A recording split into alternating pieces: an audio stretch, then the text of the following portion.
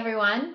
Welcome to another episode of Startup Stories, where we hear from founders in their own voice about that decision to step into the unknown, what came after, and maybe a few things that you won't find on the internet. Today I'm here with Reneta Tsankova. She's the Chief Operating Officer of Siteground. Welcome, Reneta. Hello, Emily. Thank you for having me. Yeah, I'm so glad to be chatting this morning. Yeah. And why don't you tell us a little bit about Siteground to get us started? What does the company do? Siteground is a web hosting company. We offer premium solutions at very reasonable price for clients who want to start their own website or already have a website and need a reliable and high quality service, hosting service. Great. And actually, we have quite a history to cover today because Siteground itself was founded way back in 2004. So maybe take us back to this point when you had a big decision ahead of yourself. So I think you were graduating from college, working in maybe a larger corporate company, and then this opportunity to join a startup came along. So Siteground project started back in 2004, and there was a group of university friends, myself including, who were involved in the idea. So three of the guys, they were very motivated to have a great start in life and start their own company, not work for anyone. So they were brainstorming on various ideas, what to do, how to go out from the university to real life and be successful. And one of them, actually all of them, they already had some job elsewhere, myself including. But one of them was working for a web hosting company. So he was really unhappy there. He didn't like his boss. He didn't like the way work was organized, but he was saying that web hosting is really easy. So he was giving this idea, let's try the web hosting. All you need is one server. We put the clients there. I'll manage it because he was a system administrator, so he had the know-how. And we just need very little capital to buy this first server. Let's do it. And since we are all friends, it's going to be really nice working together. So for me, when I had to decide whether or not to join their team and really dive in this opportunity,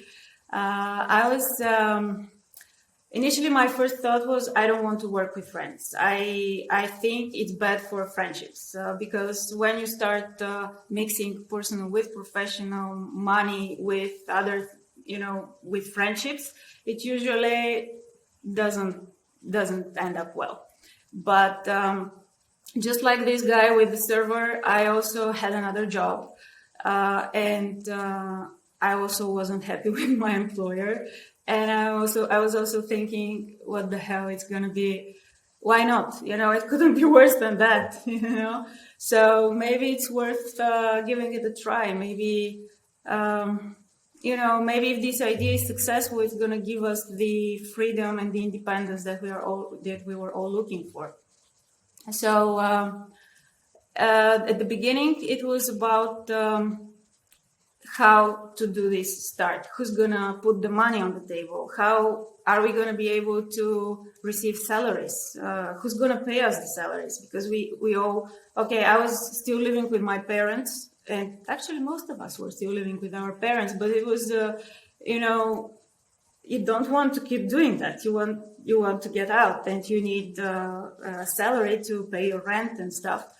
So I was thinking, how long are we going to give it a try? For how long can we keep going with this initial capital that wasn't much, that three of the guys actually put on the table.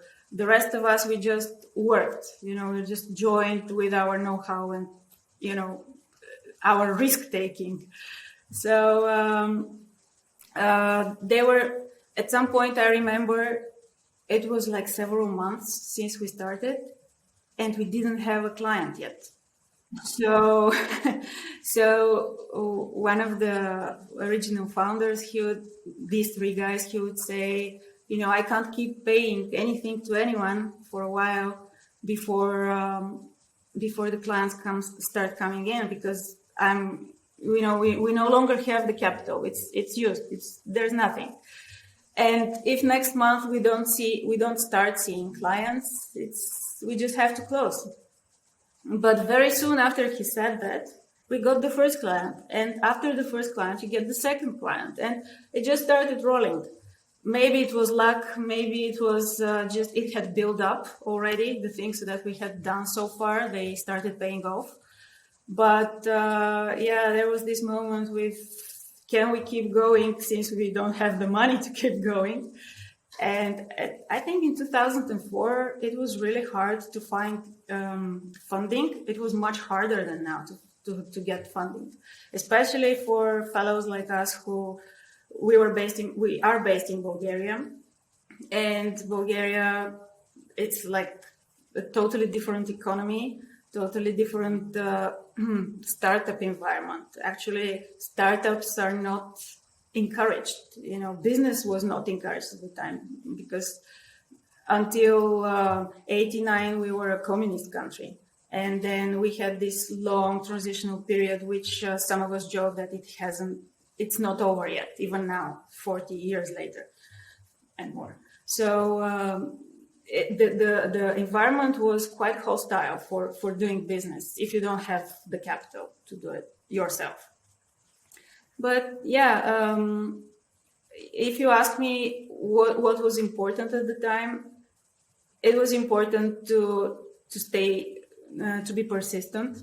It was important to at least know how to start, at least find a way to start and not be dependent on anyone. Because, as I said, we gathered money that were personal money, and we had an idea that we could fund for a while, and we set a deadline. When are you gonna quit if it doesn't work? For me, the risk personally was much lower, maybe than for those guys who gave the money, because for them it was also bigger. For me, the risk was, I'm not gonna be paid for a few months, and okay, I'll survive because my parents would probably help me. But for them, it was also about losing everything that they had and starting over if this idea didn't work out. Wow. Would you say you're the kind of person who has that risk-taking startup mentality, or was that a really tough decision then for you?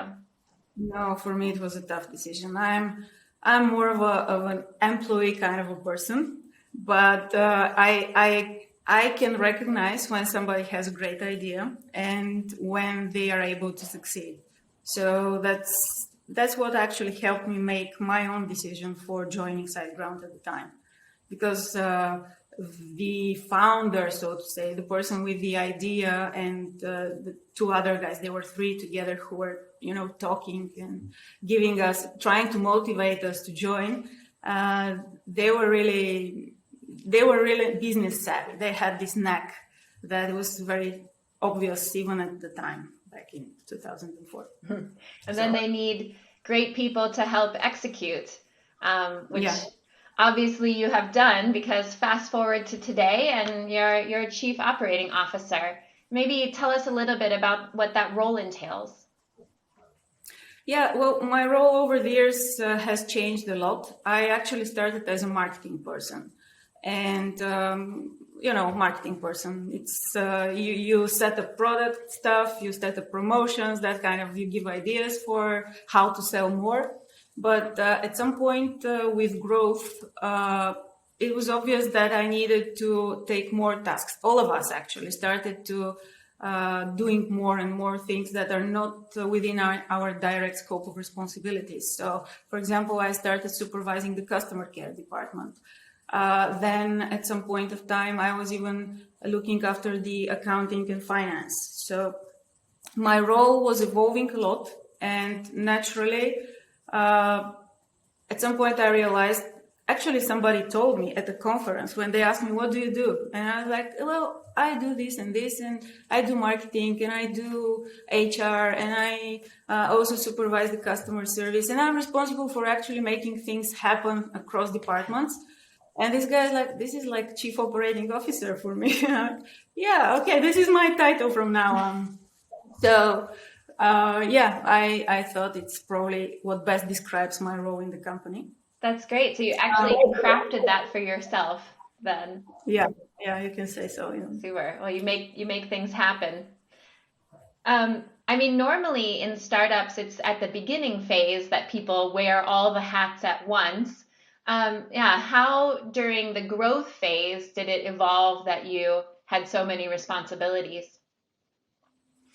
Well, I think we managed to stay in a startup phase, or at least in a startup culture, for a very long time.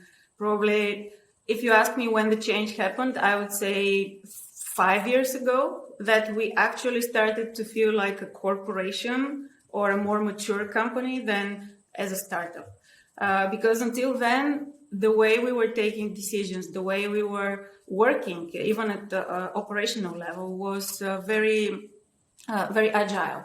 We have an idea, we just make it happen. We throw all management resources, everybody that needs to be involved is involved, anybody that could contribute, even though it may not be their direct responsibility, we just get people on board, we make it happen.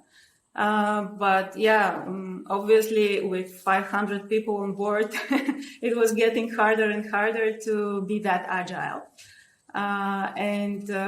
What we started doing is we started introducing more procedures, more processes, more control from finance and administration over the things we do. So it all became a lot more complicated and a lot less agile. My role had to be redefined again in a way, because you start complying with new rules or new departments that didn't exist 10 years ago, like administration or even legal. We didn't have a legal department. Well, maybe 6-7 years ago was the first lawyer that we hired in-house internally. So things change a lot, and you adapt to those changes somehow. How have you seen your culture adapt as you've grown as well, since you started out with a very family style of working? Well, actually, I think it changed very slowly, exactly because the original founders and all the people, the team that started at the beginning, it's still here in the company and it's still managing. Oh, that's great. So it's very hard to make a cultural change when the managers are the same, or at least the top management. So the change became really slow. The cultural change was really slow because it was like when we were changing, the company was changing, meaning when we were growing personally or we were realizing some things for our own lives and for how we want to look into the future, that's when things would also reflect on the company that we run. I would say slowly, and at a very high expense, because you have to say goodbye to certain things that you used to like in the past. You used to like we used to like the informality, the thing that everybody would just jump in and throw ideas for everything. Doesn't matter what kind of question. And now it's like you keep your own business and you have to focus on this area, because if you don't focus, you just can't afford to not pay attention to what's under your direct management. So the company matured as you all matured as individuals. Yeah, that's great. That also keeps it very personal and tied to you as you go. Did you have any issues with investors expecting different things, or were you always on the same page as you matured? Yeah, we were lucky because we never actually had investors besides the original owner's capital. That was small at the time, but we for 15, 16, 17 years, we have been self-sustained. We self-funded. What we earn, we invest in the business. And this is a huge relief, I would say, because we never had to take a decision based on somebody else's will or political guidance. Wow. Let's say. So that's luxury nowadays, I would say. That's true. And so looking back across these development years, what's something you're most proud of that Siteground or yourself have achieved? Well, I'm very proud that we managed to be so successful as we are, to create such a strong brand from nothing, and without compromising the values with which we started, the promises that we made to each other. So this for me is a huge success. There were very hard moments at times when you had to take a decision how to proceed, what to do next, which direction, even let's call them political situations, how to work with certain partners, whether to say yes or no to certain things that they demand from you. But we've managed to keep a course that has been already very, very transparent, very honest, and very practical at the same time. So maybe we were lucky, maybe we just had each other to kind of, help each other to take the right decisions at the right time. Maybe that's the right way to say it. Yeah, you mentioned that you have sort of a consortium for the final decision. So you and some of the other leaders, how do you make those hard decisions? With debates. Especially in these growth phases that you're currently in. So like you said, maybe about 5 years ago, you really started to hit this corporate mode. What have you learned during the growth phase that you could share with our listeners? Well, for us, there have been maybe for everyone it's like that, I don't know. I have experience with the web hosting business, which is a service business. And one thing that I learned is that if you want to stay successful, if you want to keep your clients, if you want to keep the brand growing, you have to have a baseline. You have to stay consistent along some lines. Maybe not about everything, but at least for the things that are truly important for the customers that you have already onboarded. So when we take a decision, we've had several different moments when we had to make hard infrastructural decisions or even software solutions, or as I said, discontinuing to work with some partners or certain softwares. And those moments, we know that our decisions affect a lot of clients, hundreds of clients that are on our platform.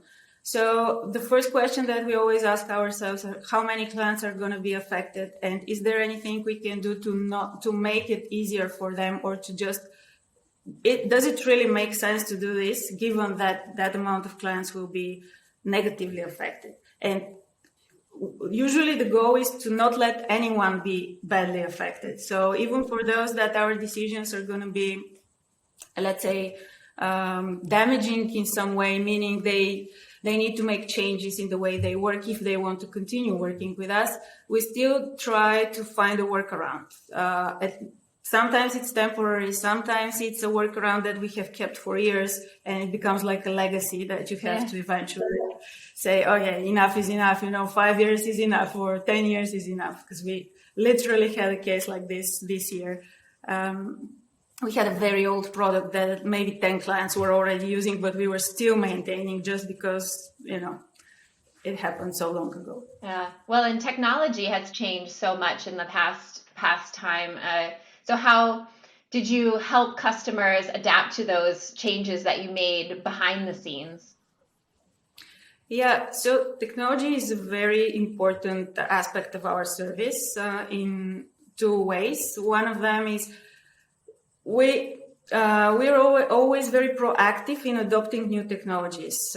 One of the reasons being we want to make our lives easier. We want to make our platform faster. We want to automate a lot of things. We want to make it more reliable because it will make our lives easier. But at the same time, we adopt a lot of technologies because we want our clients to be ahead of the game, meaning we want to give them the latest speed technologies or algorithms or protocols. We want to make changes that, let's say, by taking advantage of opportunities, technological opportunities that didn't exist 2 years ago, but now they are available on the market. So we immediately start looking into how to exploit that, what to do with it, how can our clients benefit from that? Is there a new solution that we can build on top of this new technology? Or is there something that we can get an idea for and maybe build a totally new solution ourselves? Because we tend to develop a lot of software, actually not software, we develop solutions in-house with the end goal of our clients feeling more comfortable on our platform and their websites being more secure and faster and better serviced. Yeah, I think you are big users of open source software. Was that a conscious decision as you grew? Yes. So since the beginning, we've been using open source server stack, for example, Linux, MySQL, PHP, that kind of stuff, the basics. But very early at the beginning of our existence, we realized that there are also a lot of other open source softwares that our clients use, and that if we support them, that will be for the benefit of the clients. Like Mambo, Joomla. Mambo no longer exists, but Joomla is still there. WordPress, it started many years ago, and many others. So somehow our DNA is very, it's like open source is written in our DNA. Whatever we do, we always end up with an open source software somewhere that along the lines.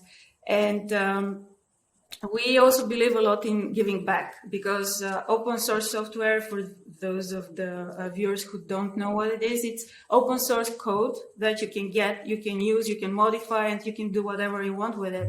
But the original creator of this software gains nothing. There's no benefit for this person because he doesn't get paid. So it's important to find a way to give back to those open source communities, if not to the original founders, which is rarely the issue, but at least to everybody else who's involved in using and actively contributing to the community of the certain software.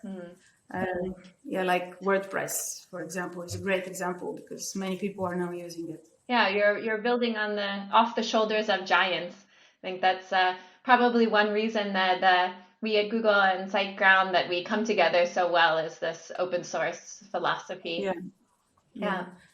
We like working with you guys because I also think you have values that kind of align with our values, the open source, the environmental impact, and others. Yeah. So we've talked about a lot of positive things. Maybe is there any challenges or points in the journey that you could share where maybe you thought it was all going to come crashing down? Well, crashing down, I remember just one critical moment. We were, I don't know, it was maybe 3 or 4 years after we started, and we didn't have many servers under management. I don't know how many they were, but there were 2 of them that went down at the same time, and there were several hundreds of clients affected at the same time, and we didn't have data backup. We did have, but the backups that we needed, they also crashed. So it was extremely hard to restore at least certain amount of the accounts. I believe we didn't manage to restore everything, but maybe 80%.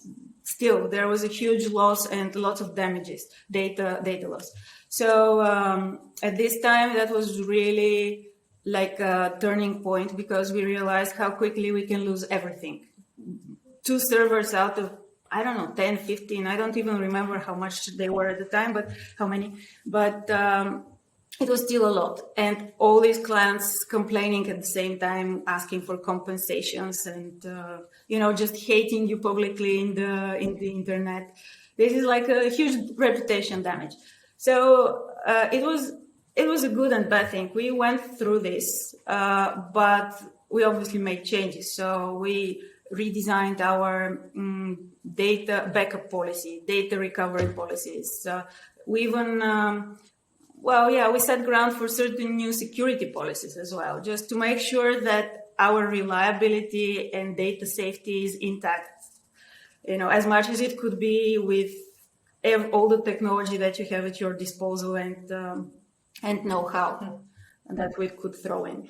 Yeah, it made my heart beat a little faster when you're talking about that, because no one likes a massive outage. Yeah. It's a huge. But then there were other things that were also maybe not critical in the same way, but also important for how we grew.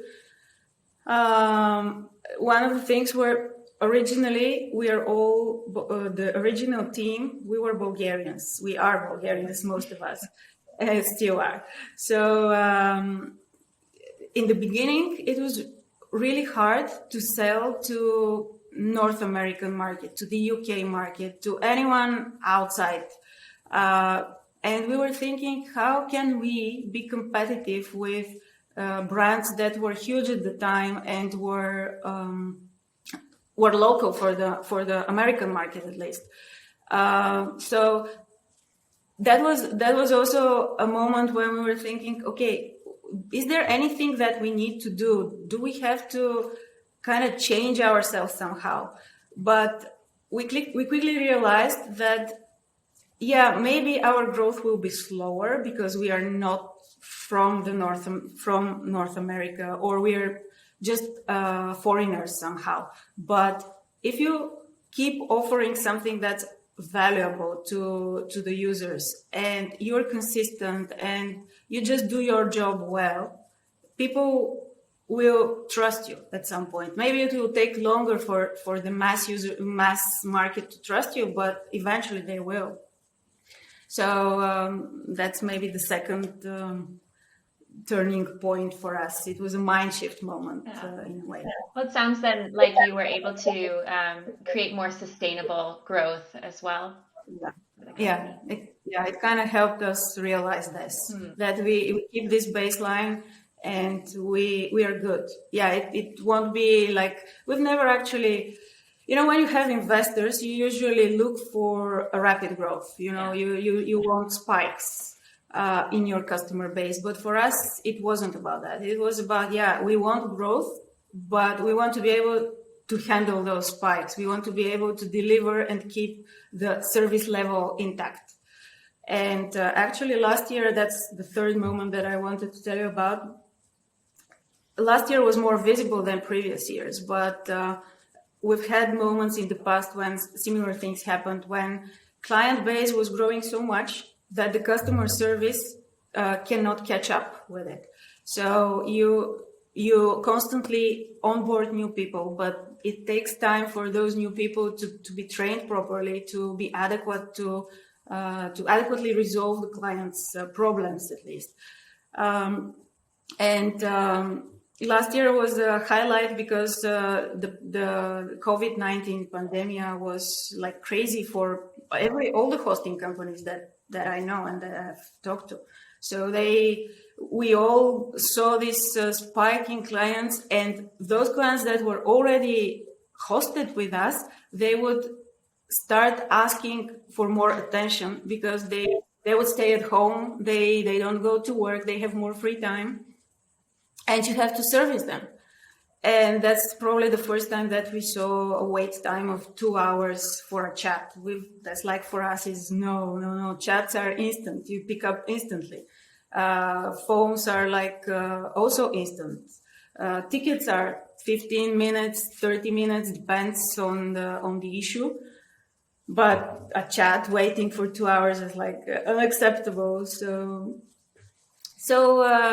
you adapt your how to say it, your actions, your policies to the environmental changes. That's what I would say.